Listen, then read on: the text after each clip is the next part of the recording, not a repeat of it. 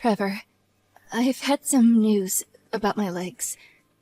I might not be able to walk for the rest of my life. The doctor told me today. Wow. Does that mean you'll be in a wheelchair for the rest of your life? That's right. Apparently, there's a very strong chance. And that's how most cases like this end up. Of course, I'll still give the rehab everything I've got. But there's one more thing. I might not be able to have children anymore, Trevor. I see. Do you know when you'll be getting discharged? They say it could be at least 2 months, and that's the early estimate. Ugh, Trevor, this doesn't feel real. I can't believe I got hit by someone playing games on their phone while driving. Not just that, but the driver died in the crash. So I can't even take all this frustration and sadness I'm feeling out on anyone. I know it's not his family's fault, and they're probably suffering too.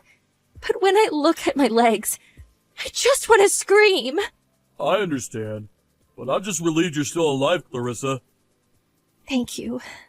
That reminds me, I've been doing some thinking. If we do some renovations on that place, we can install ramps and things to make it suitable for wheelchair use. Come on, Trev. I already told you we can't live in that house. My dad wrote clearly in his will that I was only to manage it, and I'm not to move in under any circumstances. We can always look for another place, but can we at least wait until I get discharged from the hospital before we discuss this? What? Why would we look for another place when you got given a free house? Not only that, but it's big and luxurious, and right near the station to boot. I always wanted to live in a house like that, even if just once. Can we just live there for a little while? Please? No way. Even if it's only temporary, we can't. Trevor, please, just give up on the house. Will you? For me? I have enough on my plate right now with coming to terms with being in a wheelchair for the rest of my life and rehab. Let's think about our living situation when I get out of the hospital, okay? Trevor, what have you done? Beth from next door sent me an email saying you moved into the house. What's going on? Huh? Did you already find out? Whoopsie. What the hell are you playing at? You didn't seriously move in behind my back, did you? Well, how do I put this? Yes, I did. Come on, babe. It's so wasteful. It makes no sense having a nice big house like this that we don't have to pay rent on, just wasting away getting old without anyone in it. A lot of people would kill to be in this situation. How many times have I told you? We can't live in that house. No one can live in that house. I even hid the key. Did you go out of your way to find it? Yeah, what was that all about? You really made me work. I can't believe you hid it in the back of the drawer like that. I was really shocked when you went to such lengths to stop me getting a hold of it. I hid it to stop exactly this from happening. Oh, I'm begging you, Trevor, please. Get out of that house immediately. I'm serious. Why do you have to be like that? It has a big garden with a fountain, and the living room is enormous. I could really see us building a life here. It would be plain criminal that a house this grand go to waste. I'm seriously begging you here, Trevor. We can't live there. What do I have to do to make you listen? If you've already moved your stuff in there, then I get it. It'll take time to get it all back out. But can't you at least stay at your mom's for a little while until it's all been dealt with? No can do. My mom's living here too. What? What the hell? My mom's gonna be living here too. She really likes it.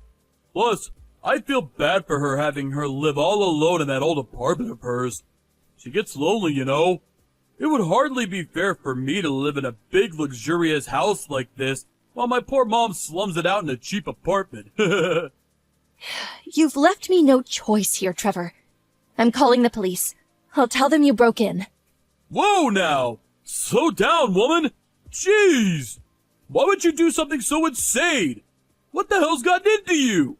God, you're the stingiest person I've ever met. Why the hell are you like this? Actually, I got a pretty good idea.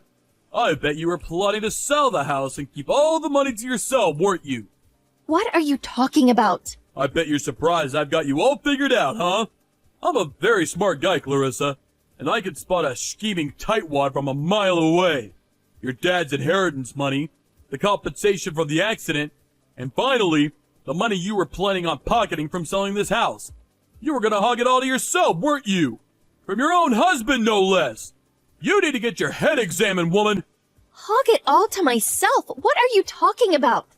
Yeah, I did get some inheritance money, but I already put it away in a savings account to help us get by when we retire. But compensation from the accident? I didn't freaking want any compensation, Trevor. All I want is to walk again. I'm in a wheelchair, and all you're harping on about is money, for goodness sake. And I'm the one who needs to get my head examined? You're sick. I had no intention of selling the house in the first place, but you seem to have this idea of me as a kind of scheming money grubber. I talked to my mom, too. She thinks me and you should get a divorce.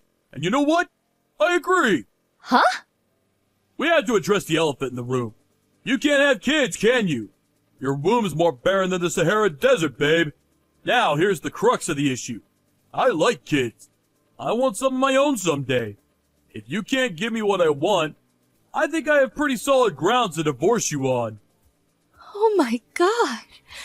You're horrible. Listen, Clarissa, I know you're going through a lot right now, and I feel awful dropping a bomb on you like this. But you're not the only one done hard by this. I've been putting up with an awful lot of crap from you myself. You never helped me or my family out, despite the fact that your dad made a lot of money in real estate. All while you knew we were struggling financially.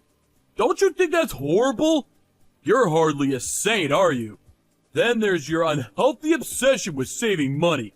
Constantly whining at me when I want to blow some steam by heading down to the casino or going on holiday every now and then. Why would my dad have any obligation to help you? Our finances are our finances, and his were his. Surely we should get by somehow on our own without expecting handouts. Look, there it is. That right there, that's exactly what I mean. Our standard of living should be a hell of a lot higher than it is right now. What the hell? I don't even recognize you anymore, Trevor. Where did this hateful man come from? I can't believe you're saying all this to me when my dad's barely been gone a few months. I guess that's just the kind of guy I am. It's not my fault you had your head in the sand. Anyway, I'm taking the house when we split your asset. Shouldn't be a problem if you can't live there yourself anyway, right? Huh? If you can't live there, the only thing for it is for me and my mom to have it all to ourselves. Aren't you forgetting a little something? I'm waiting. Any moment now. Congratulations on the new house, honey. Right? I'm sure you're gonna say it any moment now. Oh yeah, and my mom absolutely loves the place. She said she could see herself living here for the rest of her life. She's staying in what would have been your room if you weren't such a tightwad. Realistically though, a detached house would be no good for you. What with not being able to walk and being in a wheelchair and all. I see. There's one last thing I feel I have a duty to tell you. I haven't lived in that house once. Huh? You never lived here? Why not? You're lying, right? Why would you lie about something so trivial? Kinda sad. It looks like it's been cleaned recently. Everything is so shiny. Besides, there's furniture too.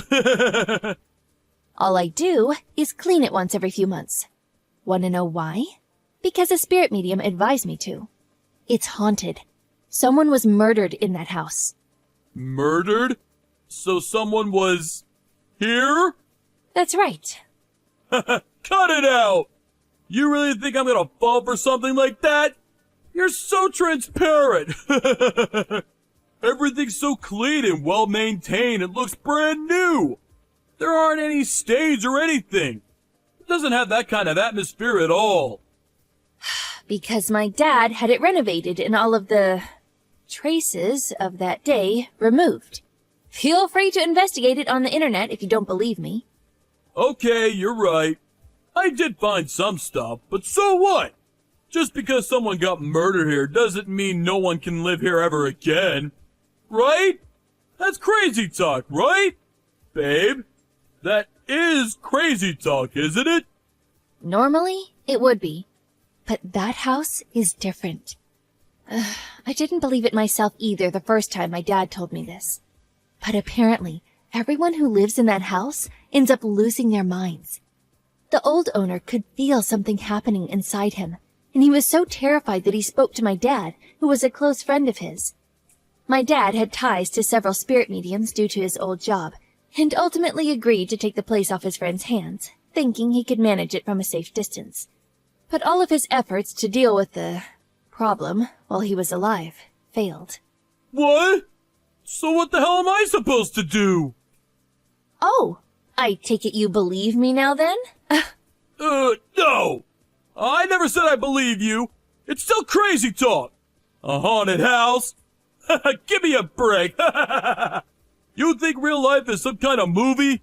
Now that you mention it, Trevor, I do seem to have a faint recollection of you being absolutely terrified of horror movies and dark, grisly things in general. That's why I went out of my way not to tell you. I'm not afraid. Like I'd be afraid of things like that. It all depends on how you look at things. A matter of perspective. I found some articles about it on the net. And the murder was 20 years ago. Ancient history doesn't faze me. I'm not scared at all. I think you really should get your head examined if you actually believe in haunted houses. To think you actually pay good money to keep an empty house clean on the advice of a spirit medium in this day and age. Are you all right in the head? There are meds you could take for this, you know. Now that I'm over the shock of you being brazen enough to move in with your mom behind my back, I'm actually kind of relieved. I don't care what happens to you if it means I can finally get rid of the place. You can have it, Trevor. The house is yours. If we get a divorce on top of that, you'll have everything you wanted. That's right. Even if I do have any problem, I can always just sell it. I'm pleased we were able to settle this like responsible adults. Here's to us and our fresh starts in life. Clarissa? I'm begging you, pick up the phone. Something as strange is happening to my mom. Please!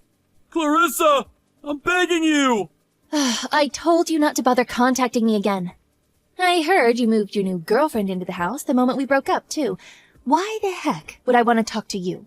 Chances are you were probably cheating on me since before the breakup. You really are despicable. It wasn't like that. I just happened to meet her on the day we divorced, I swear. Anyways, I don't want to talk to you. Would you stop buying new phones to bother me with? I'll talk to the police if you don't cut it out. I mean it. This is harassment. Don't, please! What am I meant to do? You blocked me the moment I messaged you. I had no choice. Why do you think that is? I'm so sorry. I'm so sorry for everything. Please, Clarissa. I'll even pay you compensation. I'll do anything. Please, just help me.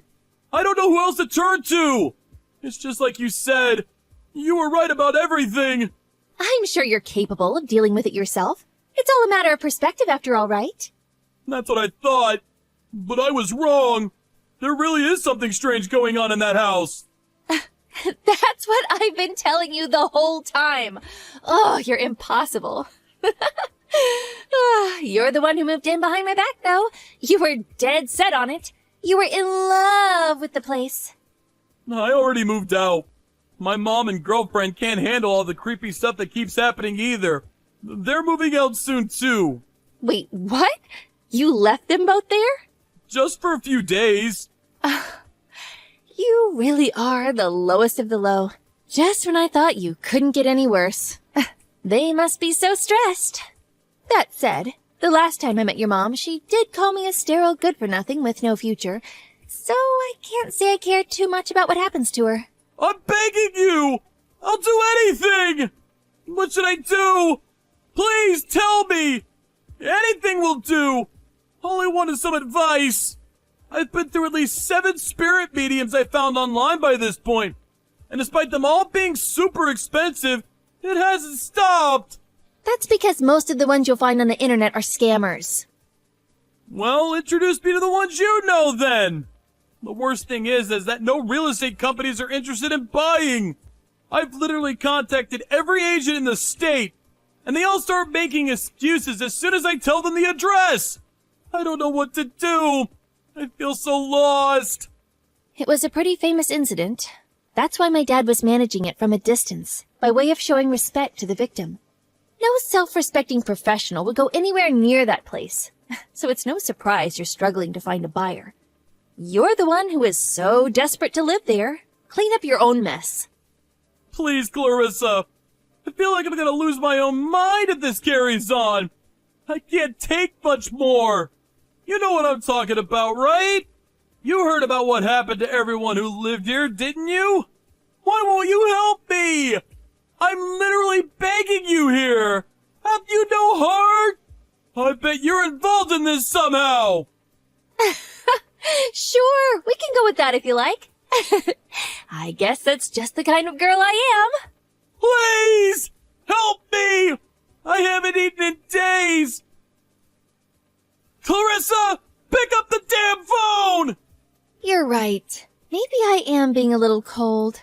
Okay, Ewan, I'll give you one final message. Congratulations on your new home, honey. You really can have everything to yourself now. They might not all have been things you wanted, though. After that, Trevor's mom's behavior became more disturbing by the day.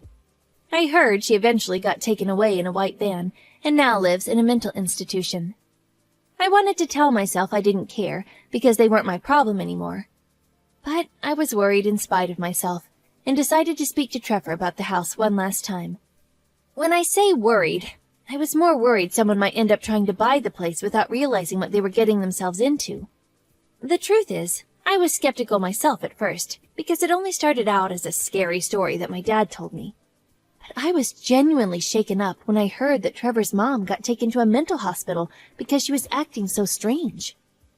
After our discussion, we agreed to keep Trevor's name on the deed, and he agreed to continue to clean the house out of respect for the dead. For the time being, he's going to continue covering all the expenses on the place until he can find someone who will either take it off his hands or deal with it in a permanent fashion. His girlfriend dumped him not long after our last messages, which probably had something to do with the way he abandoned her scared out of her wits in a creepy old house. He also started taking more and more time off of work, and it started to look like he might get fired. But even still, he just yelled at his boss, "No, it's the house's fault." To be honest, I think Trevor only has himself to blame. I had no idea my dad's final wish would turn into this. Being free from my scumbag of an ex-husband now, I think this could end up being a great thing for me. On that note, my doctor asked me out on a date a few days ago. We're going out for pizza next Friday. Could this be what they mean when they say, when one door closes, another one opens? One thing's for sure. I intend on keeping that door firmly locked forever.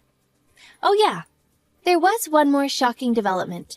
As soon as I transferred the name on the deed to the house to Trevor, my legs gradually started working again. I can walk again now, despite being told I'll probably be in a wheelchair for the rest of my life. I'd like to think it was just a coincidence, but I really don't know.